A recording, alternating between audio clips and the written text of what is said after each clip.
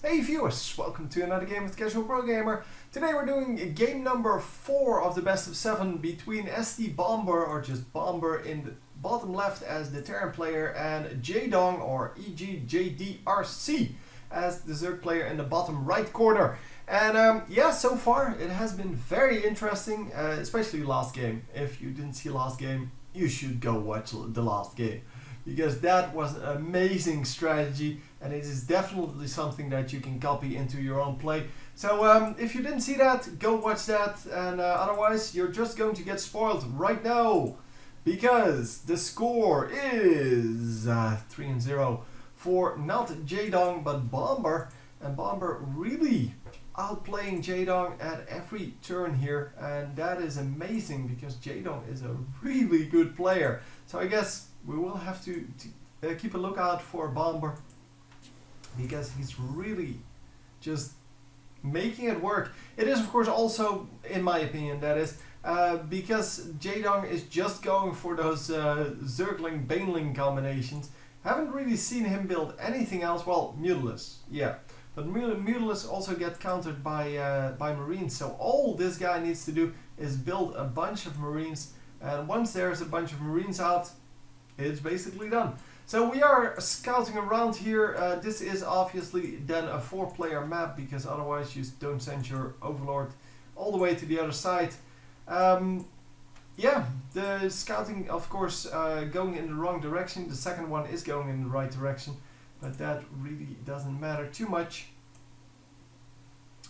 because that is not going to arrive for quite a few minutes, and we will have to see. I mean, it takes almost 3 minutes to get to this base and see whether there's someone there. It actually takes 3 minutes, but since there's no defense here, you could already conclude that there's nothing there. But yeah, the Overlords are just really slow. So this one will take another like minute and a half to get over here, and yeah, it's just no good. Anyhow, hatchery is coming up, and that means it is there before the spawning pool, because the spawning pool just starting. And well, we are seeing a second hatchery up before the spawning pool even, which is amazing. So going the same strategy that our Bomber had in game number 2. He went for 2 command centers before doing anything else. And well, we are going to see whether the bunker will hold. This time it's only 1 bunker though, and it's not even going to get finished. So yeah, it's going to get cancelled in fact. So yeah, the drones winning out there, even though they didn't do anything, and they could start mining straight away, so he didn't even lose that much on it. That's excellent. That was an excellent defense. So are we going to see at least are we going to see Jaedong take at least 1 game here, because that would be awesome. Bunker coming up just to defend this second base, and well, I guess 1 bunker should do it, but there's nothing coming in. Only an Overlord close to this. The rest is just defending the base. I don't know where, if there is any rest. There are no Zerglings out yet. Maybe we're producing them. No, we're not even producing them right now. Queen's coming out. Only 1 queen though, so he will need to build. Oh, these are already out. Yeah, right. So yeah, he's building the last queen then, and another queen to do the creep spawning, or the creep tumor spawning, I guess. That is going to be this one, and the new one is going to just, yeah, so that the hatchery do its thing. Doesn't really matter. And yeah, we are going to scout a little bit at least, but yeah, he sees that that the base is over here, and that's about all he sees. This Overlord is just patrolling here, just to make sure that it catches the dropships coming in, or the medevacs coming in. And yeah, we are going to see the supply depot doing exactly the same thing, seeing whether drops are coming in, and that is a major big deal, because if you can just scout around for that, so if you can see a drop incoming early enough, you can react to it and you can totally demolish it. Especially with a group of of Marines because, well, they're really fast with Stimpack. And yeah, I guess Stimpack is just one of the strongest things that you have in this game. It is really insanely strong. So we do get the speed boost up. Speed boost, of course, for the Zerglings because, well, once again, he's just building Zerglings. We will see a Baneling Nest out at some point. I don't know if it's already out. Doesn't seem to be out. But yeah, we will see that eventually because, well, that kind of goes with the Zergling strategy. But yeah, as I said before, it's not a great strategy because it gets countered by just Marines unless you super out micro them. But yeah, he hasn't been able to do that, and we are going to get Marines in the base right now, and he's not prepared for this at all. Like, as in, there's nothing to defend against this. So all of these drones might actually just go down. Few Zerglings are coming out, and we have Queens. Queens are, of course, very good against, well, just about anything. But yeah, well, the Queens will eventually go down.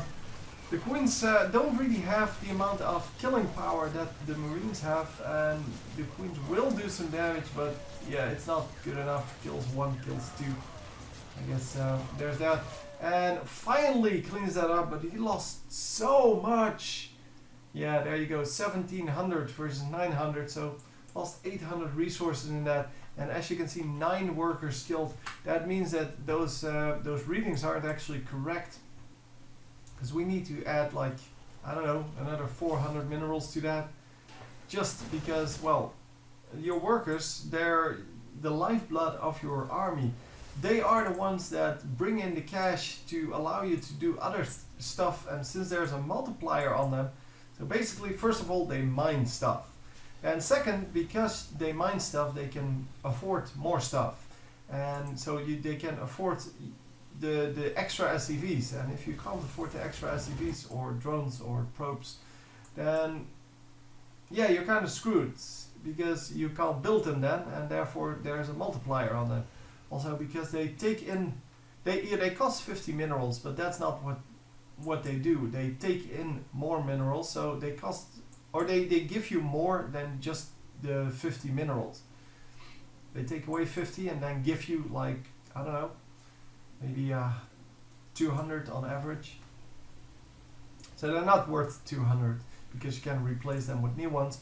But your farm rate, your income does go down a little bit every time you lose one, and until you replaced it with a new one. So until you replaced your entire losses, it is going to be, well, you're going to be down a few minerals in that income. And yeah, up until that point, everything that it would have mined, it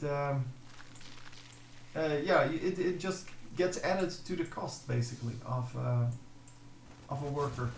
So generally we take into account about 25 extra minerals. So it's every worker is therefore worth 75 minerals instead of 25. But yeah, you can also say it's worth 100. It all depends on well, what your definition is, which race you're playing, and look at how strong these Marines are. This is insane. He's just losing so many units. Oh, of course the tanks don't really help out either, because tanks, of course, yeah, they're great against Zerglings. They just wipe the floor with Zerglings. And wow, look at this, just so much damage done. 27 workers killed. Yeah, it's just so hard to see someone that is this good make the same mistake over and over and over again. The funny thing is, in one of the last games that he that I cast from him, so that he played Jaedong, he actually went for roaches and had a very easy victory. So yeah, I don't understand why he keeps going against Terran, that is, why he keeps going for those Baneling Zergling combinations, because it just doesn't work.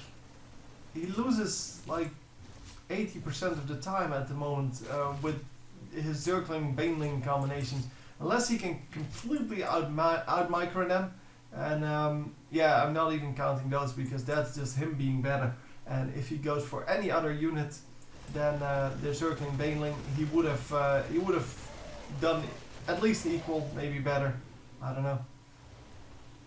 One Marine actually got out at 0 HP. And there is a medevac over here. It didn't get sniped there for some reason. And we are going to get the... the medevac over here might actually die, but no!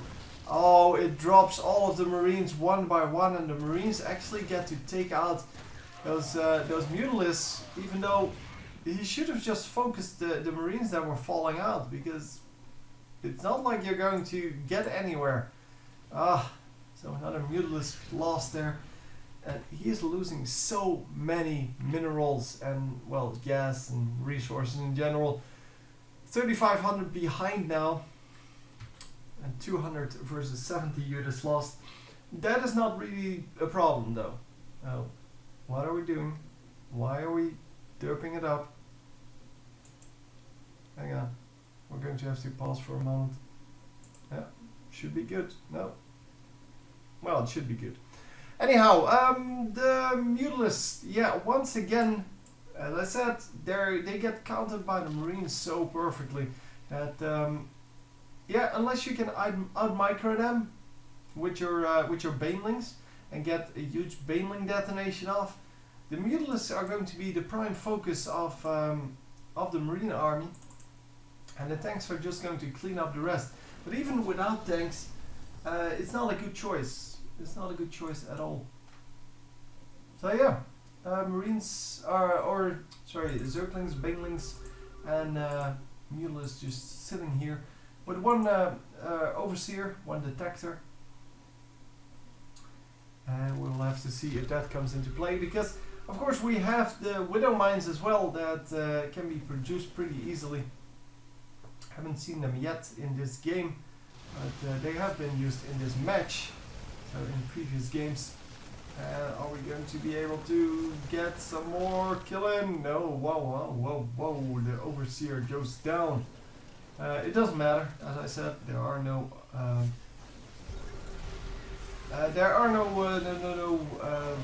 burrowed units, no invisible units, so it doesn't really matter whether he has them or not.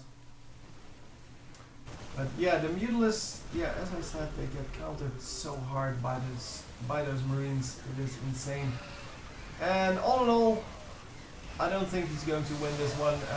He might actually get some nice Baneling hits off over here, but there will always be more Marines incoming.